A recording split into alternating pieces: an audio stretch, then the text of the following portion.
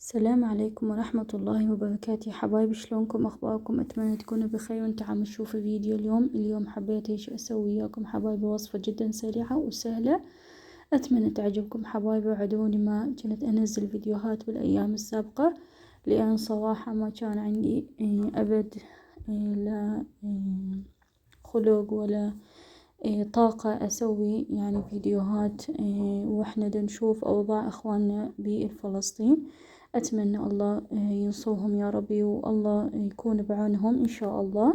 اليوم حبيت هيك همين أني أغير نفسيتي وأنزل وياكم فيديو جديدة، وأتمنى أنتو همينة تستفادون من الفيديو مالتي حبايبي. اليوم حبيت أسوي وياكم هيجي كيكة الزعتر اليابس.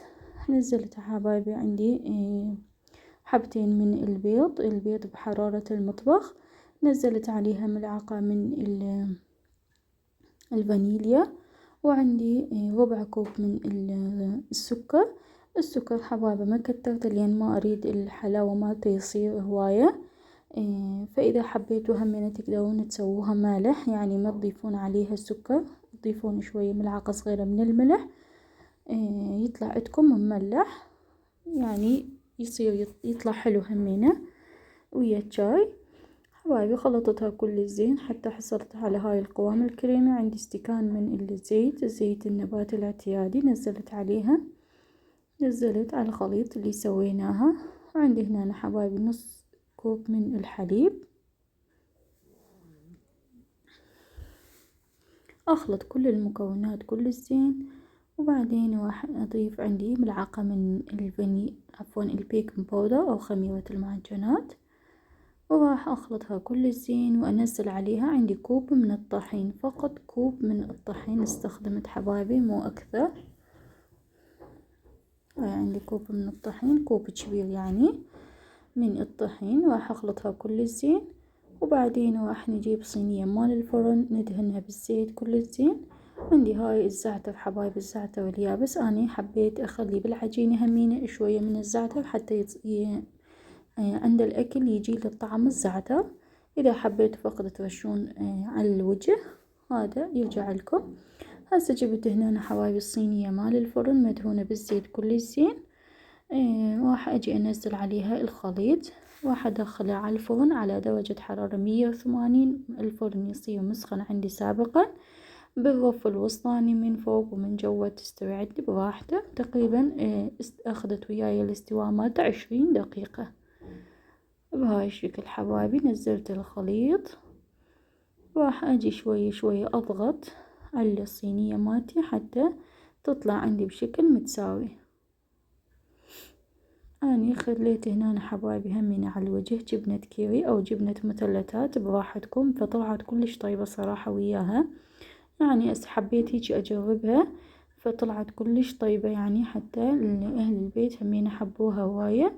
فأتمنى انتو همين تجربوها. هسه رشيت على الوجه حبايبي همين الزعتر اليابس المجفف بشكل متساوي كل الأطراف، ورشيت عليها الزعتر. وراح أرش عليها أني همين شوية حبايبي السمسم، شوية من السمسم. فهذا همين اختياري إذا حبيتوا، إذا ما حبيتوا براحتكم. راح أضغط عليها وأدخلها على الفرن ونشوف لكم النتيجة حبايبي. أتمنى حبايبي إذا شاهدتوا الفيديو لهاي المرحلة لا تنسون اللايك للفيديو. أتمنى حبايبي منكم اللايك ضروري للفيديو، لأن الفيديوهات مالتي متى تترفع، لأن التفاعل وياها قليل جدا. أتمنى انتو همين تتفاعلون وياها وخلونا لايك حلو للفيديو حتى اليوتيوب يرفع الفيديو مالتي.